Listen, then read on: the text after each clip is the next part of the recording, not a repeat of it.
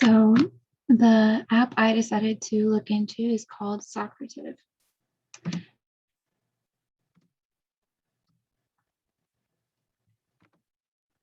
And Socrative is an app for fun and effective classroom engagement. You can get insight into student learning with easy to create quizzes, polls, exit tickets, and more.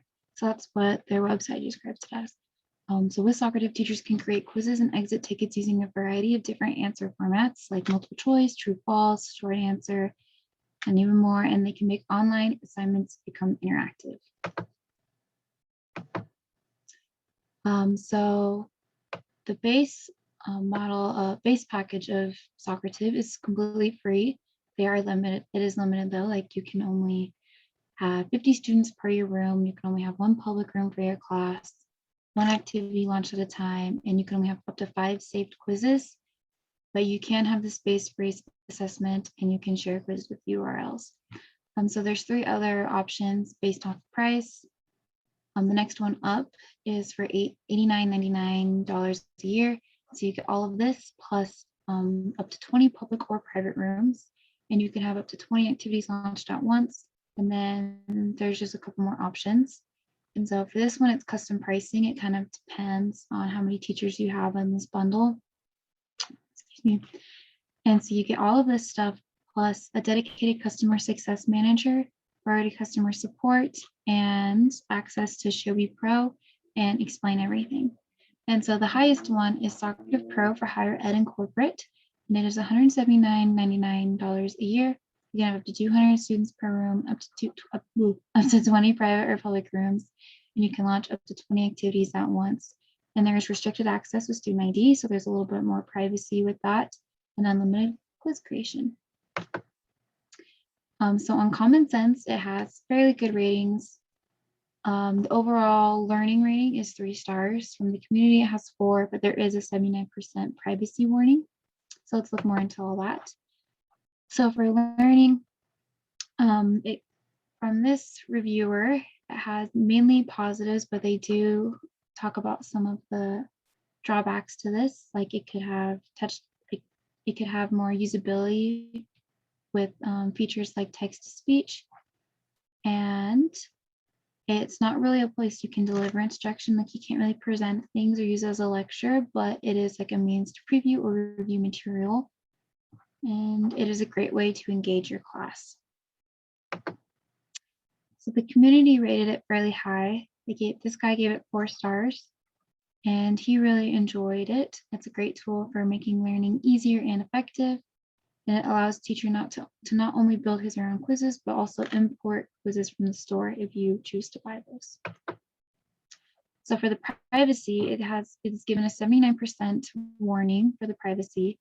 And this is because users can interact with basically anyone on there, so you don't know who all the users are. And profile information is shared for social interactions. And for your own data, you retain ownership of all of your data. But anyone can upload anything they want, so you don't always know what's being uploaded to the site.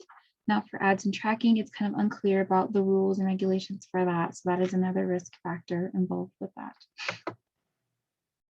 On EdSurge, it's given pretty good reviews. I could only find 5-star reviews when I was looking there. But this person, they rated it 5 stars, but they did talk about how they're disappointed that they cannot view samples of the quiz templates without creating an account.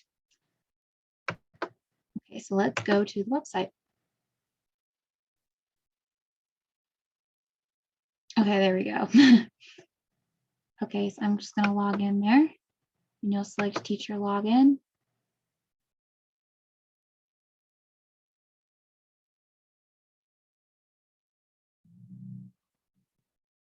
And so this is the account I have. And so these are all the different like functions you can have. You could ask just like a quick question, like if you don't want, like if you want to like take a poll or something, like, or like take a survey, or just like ask a quick question. And you can also do exit tickets. Space race, that's the coolest function in my opinion, and quizzes. So let's take a look at quizzes. So it already comes with this one. So let's just take a look at that. And so there's several different functions you can do for your quiz. So you could do, instant feedback. So where after the student answers the question, they instantly know like whether they got it right or wrong. And like you can also adjust these different things to your preference for your quizzes.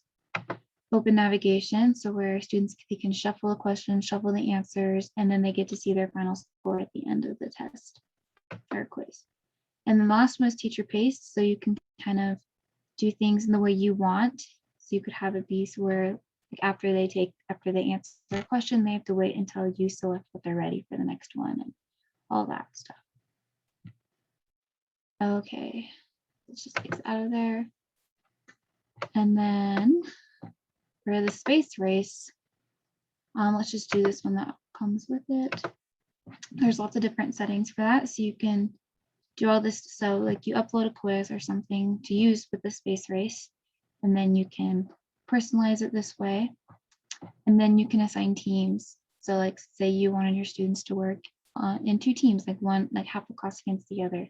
And you could auto assign who goes there or who's in which team, or you could have the students choose which team they want to be a part of. And then there's all these different numbers of teams you could do. So let's say you have 18 kids in your class and you want them to all work individually on this. And then you can choose your icon you want. Let's do a bee. And then you can choose if you want a countdown or not. Let's not do a countdown just for this one. Okay, and so it's launched. And so here is the space race. So obviously I don't have any students, so this is all going to stay here. But the idea is that you can have, if you're in person, you could have this projected on your screen. And so students could see how their team is doing or how they are individually doing each time they answer a question correctly. This bar will move across here. And so this could work for distance and remote learning as well. You could share your screen and they could see this. Or like in the typical classroom, like I said before, you can just project this on the projector. Okay, let's finish that. And you can only have one of these activities going at a time with the free version. And then it would show my results, like how the class did if I had a class. Let's go back to launch. In exploring this, one thing I did have an issue with is that it's not very user-friendly. Like it's very basic, but it's hard to kind of tell like how the different things work, because I was kind of expecting when I created an account for a tutorial to pop up, explain to me how these all work, but I just kind of had to try to figure it out myself. But there is up here, if you go to help topics, there is like a help area. And so you have all these different things. Let's go to quizzes. So if you had a question about how to work a quiz, you select that. And then they have more specified things. Let's see, let's go to create a new quiz. And then here it kind of just walks you through how to do all that. So it does have the answers, but it took me a while to figure out how to get to there. Because I was kind of looking for like a little like gear or something, you know, that would that's like kind of indicate settings, or like a help button or something. Let's move this. Okay, now we're back to launch. And yeah, so that was like the big problem I found with that. Okay, and actually, we're gonna go back to the slides.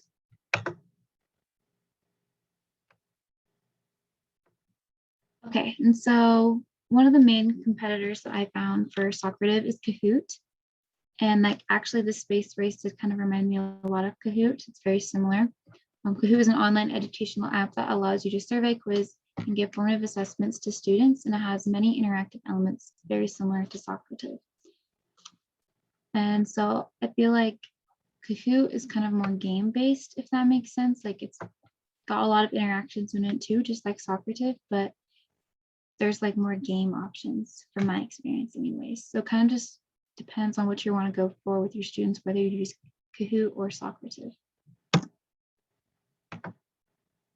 So with the different frameworks that Socrative would fit in, I found for triple E that depending on how it's used, Socrative could fall under either the engage or the extend. It engages students in the space race activity because they are working together and they're working towards this common goal, like when they're working in teams, and they're like more excited and engaged in the activity because they want to compete with their classmates. And it extends because it can be used for homework assignments or for distance learning. So it's not just what's going on with the formal classroom setting. It can be used for your homework. It can be used if you can't be in a physical classroom. And then for PICRAT, I found that depending on the function that you're using, it could be either the passive replaces or the interactive amplifies.